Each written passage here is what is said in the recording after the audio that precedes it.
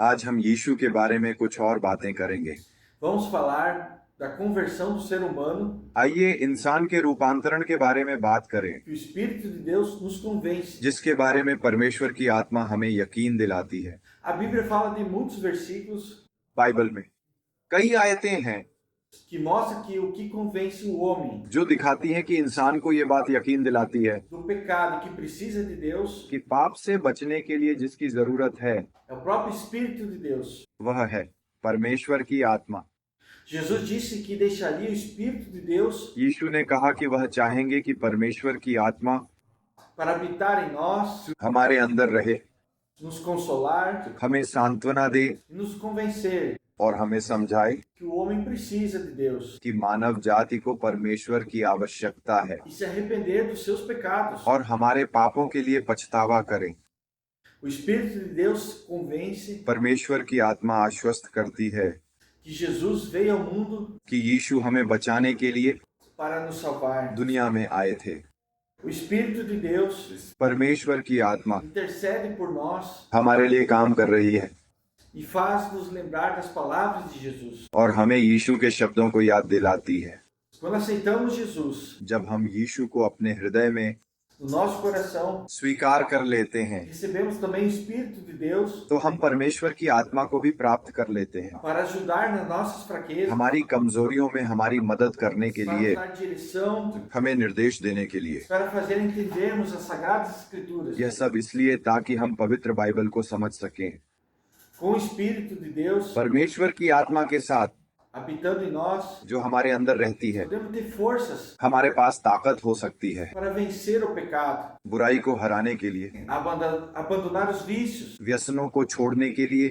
Jesus, através do Espírito Santo de Deus, परमेश्वर की पवित्र आत्मा के साथ यीशु pode nos libertar daquilo que nos prende, हमें हमारी बेड़ियों से मुक्त कर सकते हैं, nos liberta do pecado, हमारी बुराई खत्म कर सकते हैं, da prostituição, जैसे वेश्यावृत्ति, da pornografia, pornography, da mentira. झूठ बोलना। O Espírito Santo nos orienta पवित्र आत्माएं हमारा मार्गदर्शन करती हैं a andar conforme a vontade de Deus. ताकि हम परमेश्वर की इच्छा के मुताबिक चल सकें। Se andarmos conforme a nossa própria vontade, क्योंकि अगर हम अपनी इच्छा के हिसाब से चलेंगे vamos desejar o que é mal तो हम बुराई की कामना करेंगे e vamos estar separados de Deus. और हम परमेश्वर से अलग हो जाएंगे।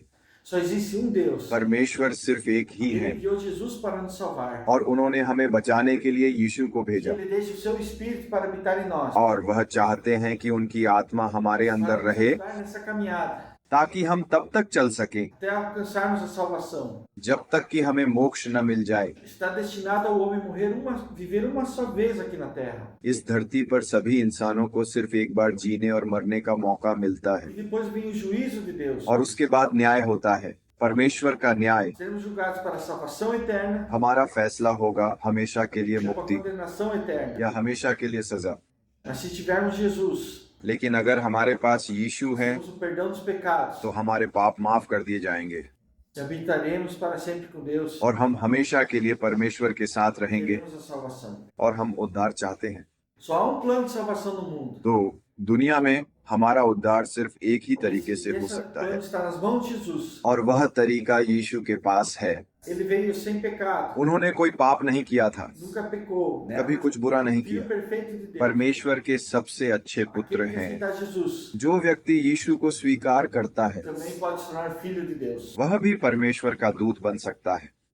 Não existe reencarnação. पुनर्जन्म जैसा कुछ नहीं होता, Vivemos uma só vez. हम सिर्फ एक बार जीते Não हैं। podemos se tornar Deus. हम परमेश्वर नहीं बन Só सकते, existe um Deus. परमेश्वर तो सिर्फ एक ही है। Mas Deus nos criou para sermos seus filhos. परमेश्वर ने हमें अपने बच्चों के रूप में बनाया Termos uma vida na presença do Senhor.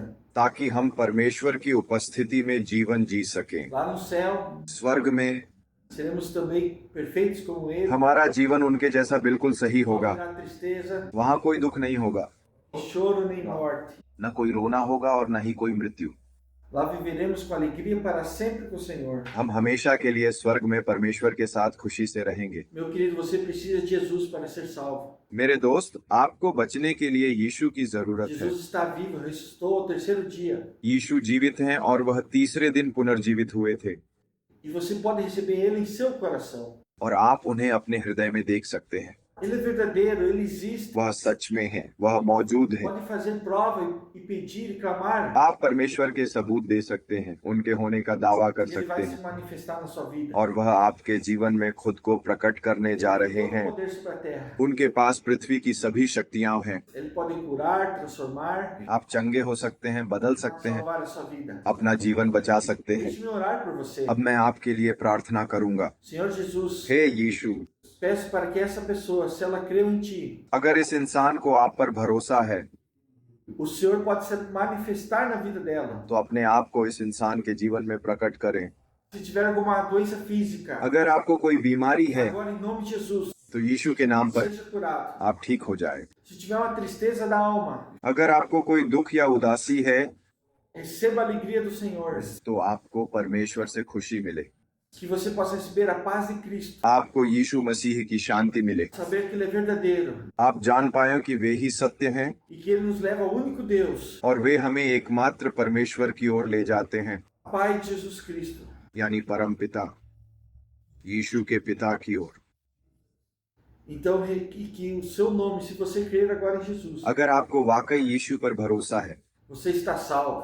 तो आप बच सकते हैं E que você possa aprender e buscar cada dia, और आप रोज सीख सकते हैं और उनसे मिल सकते हैं em oração, प्रार्थना के दौरान lendo a palavra de Deus, a Bíblia Sagrada. और बाइबल को पढ़कर, E Deus vai se manifestar और परमेश्वर खुद को आपके जीवन में na sua vida, प्रकट करेंगे através do seu Filho Jesus. अपने पुत्र यीशु के जरिए। आमीन। Meu querido, se você gostou desse vídeo, dê seu like, अगर आपको ये वीडियो पसंद आया तो इसे लाइक करें, compartilhe वीडियो को शेयर करें e saiba que Jesus te ama और यह जान लें कि यीशु आपसे प्रेम करते हैं e que nós também. और हम भी।